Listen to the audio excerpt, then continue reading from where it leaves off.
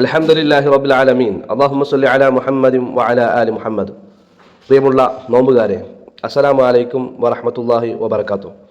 ശ്രേഷ്ഠമായ മാസം റമദാനിൽ നിസ്കരിച്ചും സക്കാത്ത് കൊടുത്തും നോമ്പെടുത്തും ചെറുതും വലുതുമായ കർമ്മങ്ങൾ ചെയ്തുകൊണ്ട് അള്ളാഹുവിൻ്റെ സ്വർഗം ലക്ഷ്യമാക്കിക്കൊണ്ട് നമ്മൾ മുന്നേറുകയാണ്. അള്ളാഹു സുബ്ഹാനഹു വ തആല നമ്മുടെ മുഴുവൻ കർമ്മങ്ങളും നാളെ പരലോകത്ത് സ്വീകരിച്ച് അള്ളാഹുവിൻ്റെ ജന്നാത്തുൽ ഫിർദൗസ് നൽകി നമ്മളെയെല്ലാം അനുഗ്രഹിക്കട്ടെ.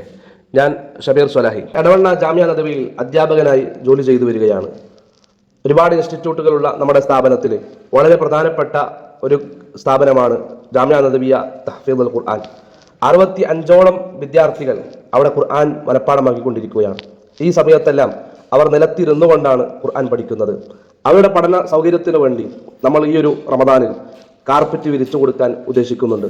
അതുപോലെ തന്നെ വെള്ളിയാഴ്ച ദിവസത്തിൽ ഞാൻ ഖുതുബ പറയുന്നത് ചാവക്കാടിൻ്റെയും ചേറ്റുവയുടെയും ഇടയിലുള്ള കടപ്പുറ റോട്ടിലൂടെ പോയാൽ അടുതിരുത്തി പള്ളിയിലെ ഖത്തീബാണ്. പ്രിയമുള്ള സഹോദരങ്ങളെ, നോമ്പുകാരെ, ഈ ഒരു റമദാനിലേക്ക് 10 വർഷത്തിനോടടുത്ത് തികയുകയാണ്. ഈ ഒരു 10 വർഷത്തിന് ശേഷം അവിടെ വിരിച്ചിട്ടുള്ള കാർപ്പറ്റ് ഒന്ന് മാറ്റിയിട്ട് പുതുക്കാൻ നമ്മൾ ഉദ്ദേശിക്കുന്നുണ്ട്. പ്രത്യേകിച്ചൊന്നും വരുമാനമില്ലാത്ത ഒരു പള്ളിയാണ്. അതുപോലെ തന്നെ നമ്മുടെ സ്ഥാപനവും ആ രൂപത്തിൽ തന്നെയാണ്.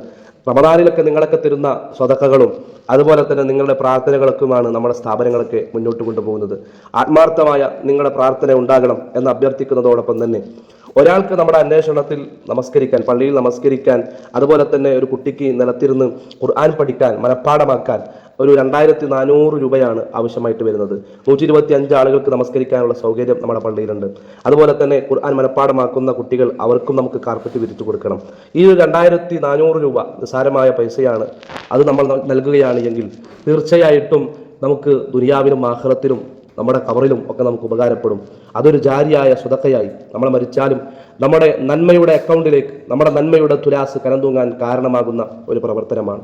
അതുകൊണ്ട് എല്ലാവരും അതിനുവേണ്ടി സഹകരിക്കണം, പ്രാർത്ഥിക്കണം എന്ന് അഭ്യർത്ഥിക്കുന്നതിന് വേണ്ടിയിട്ടാണ് ഞാൻ നിങ്ങളുടെ മുമ്പിലേക്ക് വന്നിട്ടുള്ളത്. അല്ലാഹു സുബ്ഹാനഹു വ തആല അനുഗ്രഹിക്കട്ടെ, നമ്മുടെ കർമ്മങ്ങൾ സ്വീകരിക്കട്ടെ.